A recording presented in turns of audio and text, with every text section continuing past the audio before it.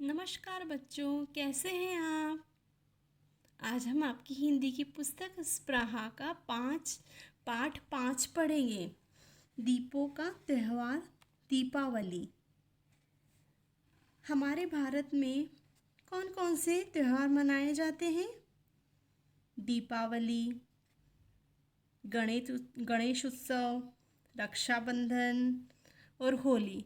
ऐसे बहुत सारे हमारे भारत देश में त्यौहार मनाए जाते हैं और हमारा सबसे पसंदीदा त्यौहार कौन सा है? दीपावली, क्योंकि ये त्यौहार 5 दिनों तक चलता है। और इस त्यौहार में हम बहुत सारे दीपक जलाते हैं और हमारे घरों को बहुत अच्छे से सजाते हैं। इसलिए ये त्यौहार सभी लोगों को बहुत पसंद आता है। चलिए हम अपना पाठ प्रारंभ करते हैं। भारत त्योहारों का देश है। भारत में कई तरह के त्यौहार मनाए जाते हैं। यह सभी त्यौहार भारतीय संस्कृति के प्रतीक हैं। त्यौहार जनमानस के जीवन में नई उमंग और एवं उत्साह भरते हैं। दीपावली का त्यौहार ऐसा ही एक त्यौहार है जिसे अधिकतर लोग बड़े ही हर्ष और उल्लास के साथ मनाते हैं। दीपावली का त्यौहार कार्तिक मास की अमावस्या को मनाया जाता है। ऐसा माना जाता है कि इस दिन श्री राम 14 वर्ष का वनवास पूरा करके और अयोध्या लौटे थे और उनके अयोध्या लौटने की खुशी में लोगों ने दीप जलाकर खुशियां मनाई थी। उसी खुशी की याद में प्रत्येक वर्ष दीपावली का त्यौहार मनाया जाता है। दीपावली का अर्थ दीपों की आवली अर्थात पंक्ति। दीपावली के पहले लोग अपने घरों की सफाई व पुताई करते हैं जिससे घर में गंदगी दूर होती है। दीपावली के पहले से ही बाज़ारों में भी अच्छी खासी चहल पहल होती है। दीपावली के 2 दिन पहले धनतेरस या धन त्रयोदशी मनाई जाती है। इस दिन लोग नए बर्तन और सामान खरीदना शुभ मानते हैं। भारत देश है वो त्योहारों का देश है और यहाँ पे कई तरह के त्यौहार मनाए जाते हैं और यह हमारी संस्कृति का प्रतीक है।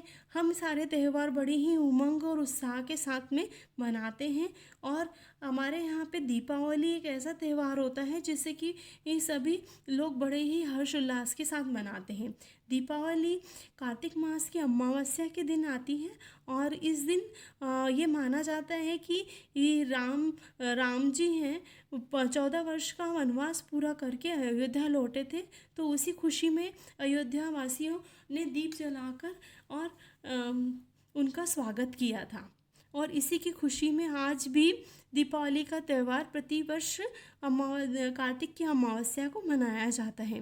दीपावली का अर्थ होता है दीपों की आवली अर्थात पंक्तियाँ। हम हमारे घर के बाहर दीपों की ऐसी पंक्तियाँ रखते हैं और दीपक जलाते हैं। उसी के नाम से इसका नाम पड़ा है दीपावली। दीपावली के पहले लोग अपने घरों की सफाई करते हैं ताकि उस घरों में से सारी गंदगी दूर हो जाए और इसके बाद में फिर हम खरीदारी करते हैं। इसीलिए बाज़ारों में भी बहुत रौनक रहती है। दीपावली 5 दिनों का त्यौहार होता है जिसमें पहले 2 दिन होते हैं। उसमें सबसे पहला वाला दिन जो आता है धनतेरस आता है। उसके अगले दिन है वो छोटी दिवाली या नरक चौदस आती है। तो पहले हम धनतेरस की बात करते हैं। धनतेरस के दिन है नए बर्तन और सामान खरीदना शुभ माना जाता है। अगले दिन छोटी दिवाली मनाई जाती है। ऐसा माना जाता है कि इस दिन श्री कृष्ण ने नरकासुर नामक राक्षस का व्रत किया था, इसीलिए छोटी दिवाली को नरक चतुर्दशी भी कहते हैं। छोटी दिवाली के अगले दिन दीपावली का त्यौहार बड़ी ही धूमधाम से मनाया जाता है। रात में लोग घरों में इतनी रोशनी करते हैं कि अमावस्या की रात पूर्णिमा की रात सी प्रतीत होती है। इस दिन गणेश जी की लक्ष्मी जी की पूजा अर्चना की जाती है। चारों ओर मोमबत्तियों, दीपकों और बिजली के बल्बों का प्रकाश फैला रहता है। बच्चों से लेकर बुजुर्ग तक पटाखे चलाते हैं।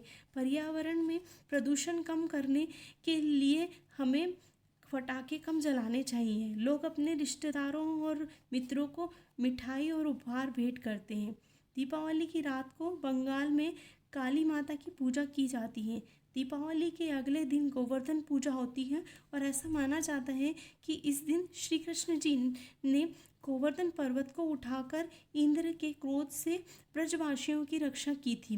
गोवर्धन पूजा के अगले दिन भाई दूज मनाया जाता है। उस दिन बहनें अपने भाइयों को टीका लगाती हैं और उनकी मंगल कामना करती हैं।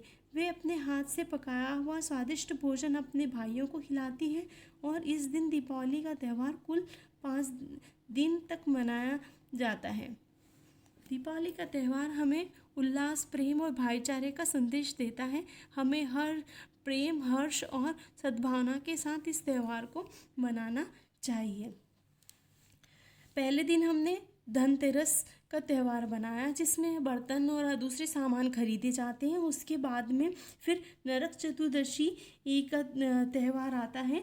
इस दिन ऐसा माना जाता है कि श्री कृष्ण जी ने नरकासुर नामक राक्षस का व्रत किया था, जिससे इसका नाम नरक चतुर्दशी के रूप में भी पड़ा और इसे रूप चौदस भी कहा जाता है। इस दिन महिलाएं सुबह जल्दी उठकर और बटन वगैरह लगा के और तैयार होती हैं।